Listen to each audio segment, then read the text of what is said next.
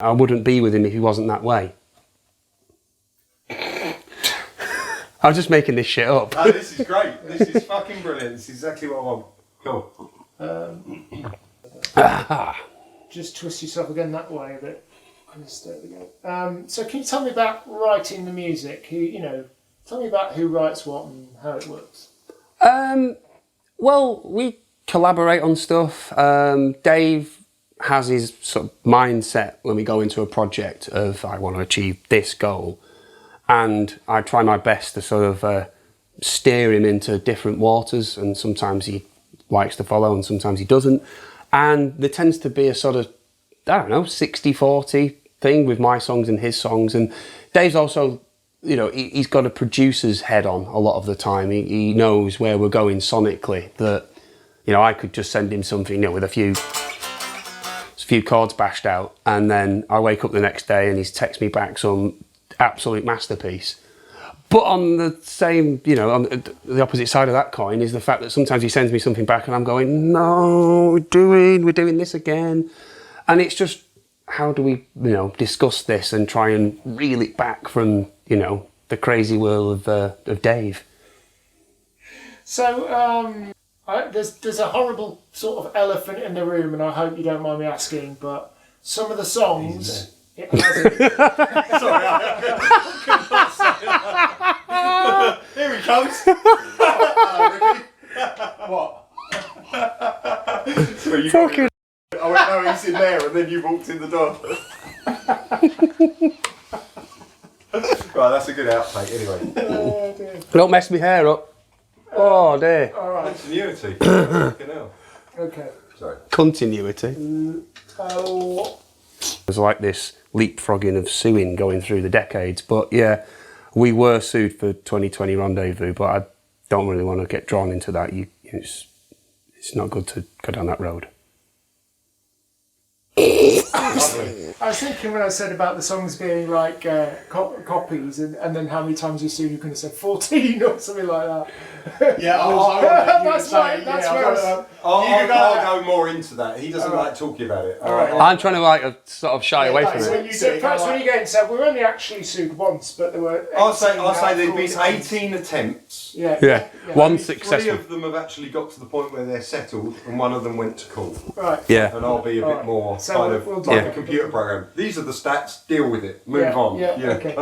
I don't want to get drawn into it. It's murky waters. Yeah, no, that's fine, and that in a way would work as a cut anyway. From you saying no, it's a love You can letter. say, does that ever We were upset you? sued 48 times, Yeah. You've got to ask whether it ever upsets me. Yeah. Okay. As well. Yeah, I'll get to that. All right. Right. So we've got solo work here. So I'm going to He say, hasn't done anything. I haven't done anything. I've got tons and tons of material at home, which is in my head. No, because I would, in my head, it would have been that I'm sending you sort of, I'm saying this is me grungy stuff I want to get out. I'll say there's this great grunge. All right, when you do that, then say, I'll ask, can you play us one of them, and then you could just literally start with that. Just get one of the chords ever so slightly. You've got plectrum, anybody? Just I hate using fingers. It sounds amateur. That's what she said. Oh. Where's Trev when you need him? Hang on.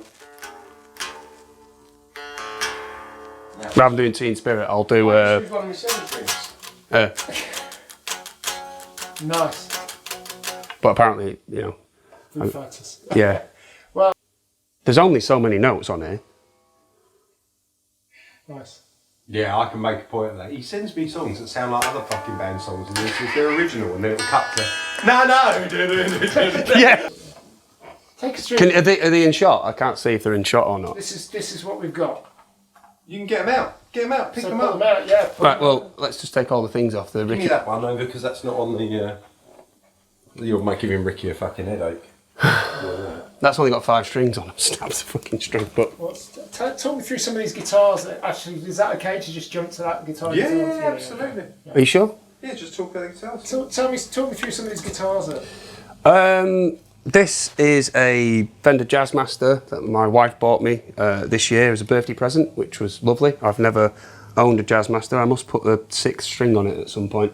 I was going for a kind of Sonic Youth vibe, sticking a drumstick through and stuff. But and then we've got a a 1964 Mustang that's been well used, well loved, one lady owner, but that's a tidy machine. And these are the sort of things that Dave gets a bit sniffy at because they're not his type of guitars. This is a standard sort of rock Angus Young kind of Tony Iommi, Pete Townsend sort of machine. That's a great 1987 SG. Everybody must own a black precision bass because you just should. That's a 1973, and then also from 73, with the proceeds from a very successful couple of albums, I treated myself to a 1973 Tele Deluxe, which is an absolute beast. So a Stratocaster like that, how much is that worth? Telecaster. A what? Telecaster. How much is one of those sort of worth then? 3 or 4 grand, something like that. You know, I've got 4 kids. I can't be splashing the cash all the time. It's not standing up. That's cool. Okay, yeah. Right, sorry, mate. Good stuff. Happy? One thing I'd like you to get in is say, occasionally I get a bit of guitar when I do a demo of a song, put it to a click with the guitar track and sing it. Yeah. I send it to Dave. If Dave is a bit, say something like, if Dave's really, really stoned, He'll forget to remove my guitar. Forget to remove my guitar, and that ends up on the album. But 9 times out of 10, he just replays whatever I do, so I don't end up playing any guitar on the album. Yeah. But it'd be, Okay, so is that answering the same question? It sort of is. It's a I'll consideration. ask it. So surely some of the guitars must have, you must have got some of these on the album somehow. Not always, no. What tends to happen if I've got a demo and I send over a guitar track, a sort of a. If Dave's too stoned, that might stay on the track. He'll just forget, because normally he will just go over it and replay what I've just played. But occasionally, yeah, I've listened and isolated stuff in the studio and he's not there and he's gone outside for a smoke and I can tell that's still my guitar track. So I just play dumb. Small victories. Small victories. Lovely. Okay, can you tell me about being on tour then? Once you finish your water, yes, all right. What's my dynamic on tour? Me, boring, stays in room reading. Be you. Touring's kind of weird. It's kind of Groundhog Day in a different town. You're doing the same routine every single day. You're with the same people. Some people eat the same food every day at the same time because they have routine. And yeah, apart from doing the gigs, I tend to spend a lot of time just reading. I'm on phone or FaceTiming Jenna and the kids. Dave and I occasionally will go out to guitar shops, which can be fun. Sometimes Dave can be the life and soul of the party when he's buying a 1958 Strat and he's all full of himself. It's great, but it's a pain. You've got to pay your mortgage, so you go on tour and you're away from your family, which is a total grind. Neither of the other 2 guys have got kids, and they don't appreciate the heartache of being away from not only your wife, because they're not married either, but also your kids. And your kids don't get it. Where's Dad gone? One of my kids thought I'd died. I was on FaceTime and Jenna had told me that they said, we'll send a picture to Dad. And the particular kid just said, well, there is no Dad anymore. That just really hurt. I can't cope with that sometimes. I'll freely admit there's been a bits of crying, when we're all away for a long time, 10 weeks, 12 weeks in America. And as a vegan, America is not a vegan safe place. It's just not good. Not good at all. My only thing about the guitar shop element is, to you guys, 58 Strat, Epiphones makes a lot of sense. To the wider public, wouldn't necessarily know. Do you care about that? Bottom line is it's going to be 3 or 4 seconds. Those that get it will get it. Those that don't, it's so quick and out of the way, it doesn't matter. All I was thinking is it worth just trying that little segment again with something much more obviously cheap and much more obviously expensive, or not bother? They are literally the most obvious. That's like saying Ferrari. It's like a Rolls Royce and a Skoda, yeah. I know that, but I'm thinking of the people who don't know that. I don't think there's I wouldn't worry about You it. could say he's looking at a gold-plated something. Do you know what I mean? There are obvious. I'd leave that. I was happy with that. Yeah. It's I'm right only for pointing it it out. now. Yeah. All right. Okay. So we're recording. So obviously you'd be on tour now normally. I know some musicians are doing things like going live on Zoom. Have you thought about doing things like that? Zoom. Facebook, yeah. I did basically, there was me and Jenna and the kids dancing around. I was in a wig and being silly, pretending to be American, playing all like old rock songs and stuff. And we're trying to give something to people. We're in a dark time at the moment, and give people a laugh and let them enjoy themselves. There's me and Sophie Ellis-Bextor doing that and nobody else. And I felt like I was ahead of the curve on that one. Fantastic.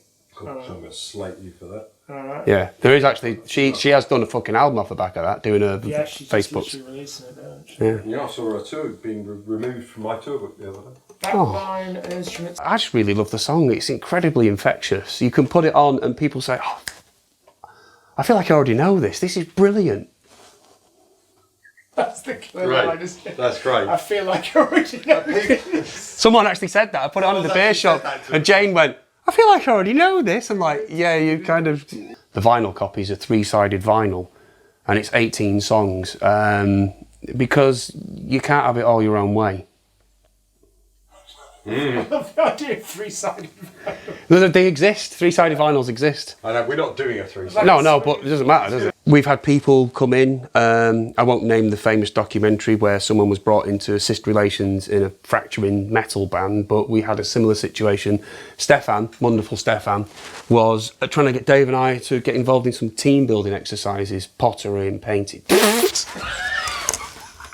That was great. That was Fucking hell! Where was I going with that? brilliant. That was brilliant. Pottery, painting, country walks. Yeah, all right, yeah.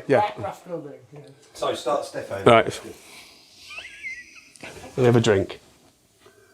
I'm just going to pause this. Stefan was great. I think he could see that things were going off the rails. He instigated, because where we're recording, in a nice area of the country, we go for walks, we'd be involved in painting classes, and we'd sit down. You would do that thing where you'd like we're doing now, we're sat on a guitar, with a guitar, and we'd talk about the song we're working on, and then Stefan would say, like, put the guitars down, lads, let's just discuss. I can't do his accent, it'd be silly if I did it. Let's discuss how we all feel today before we start pressing the record button, because he feels that unless you're in the right headspace, you'd be doing thousands of takes, wasting time. And he wants everyone to just get any grievances out of the way so that we're all together. And I'm a great believer in that, because we wouldn't be where we were without Stefan's help, really. I think Dave and I would have probably gone like this. Stefan's like the glue holding us together at times in the studio. But yeah, and when we're on tour, George fulfills that role. He keeps us together. The situation with Dave and me is that we have this sort of power struggle at times to time.